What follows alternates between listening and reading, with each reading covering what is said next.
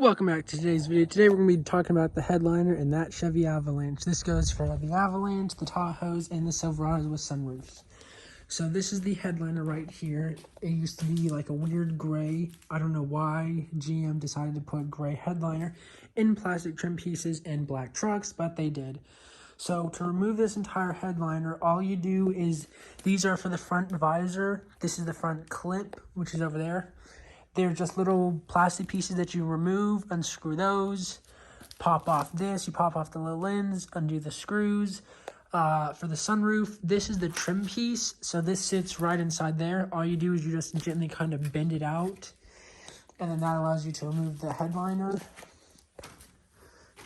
And then this, there's no videos I could find talking about how to remove the headliner, so I'll show you what I had to do with this and how to remove it. And then these are all of the plastic trim pieces that I have. I painted them with a vinyl paint, which is meant for headliners. It's this vinyl and fabric. It's a matte black and it works wonderful. I've painted multiple headliners. Turns out this beautiful matte kind of, I guess like a matte black. And then I also sprayed all these trim pieces in it, and I clear coated it to make it last longer and to give it a little bit of a shine. And I'll show you how to remove the headliner. So it took me probably about like 30 minutes or so to do it all. It's not really a timely process, it's just a lot of work. So basically this is what it looks like. So these are all of the wires and clips, and whenever you remove it, all of these pieces are going to be wrapped in electrical tape, and then it's going to be like glued to the headliner. So the best way that I figured out to remove all this is just take a heat gun and just go along and heat up all the wires, and then melts the electrical tape, and it pops off really easy. And then this is the whole sunroof assembly. So this shade does not come out. The only way that I found to remove it is you have to remove the top glass, and that's a lot of work. So all I did was I just pulled it forward whenever I had the headliner in, sprayed it the black, and it came out looking amazing. And then you have all of your airbags and pieces. And then this back here, this was a real pain to do. So basically what these clips are is just like the little plastic piece. Now you can remove the little screw that's inside there. I did on that side, but I found out if you literally just take it and just pull it down, it pops out of all the clips and then allows you to be able to slide the headliner in. And to take it out, if you just take out the glass, put in the piece and fold down the mid gate, you can slide out the back really easy.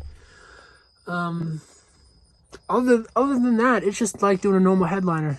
But this is what confused me, because I haven't found any videos on this, and hopefully this helps you guys, because I was struggling with it. But I mean, if you know how to remove a headliner in these GM vehicles, you know how to do it in any of them, basically. All the same.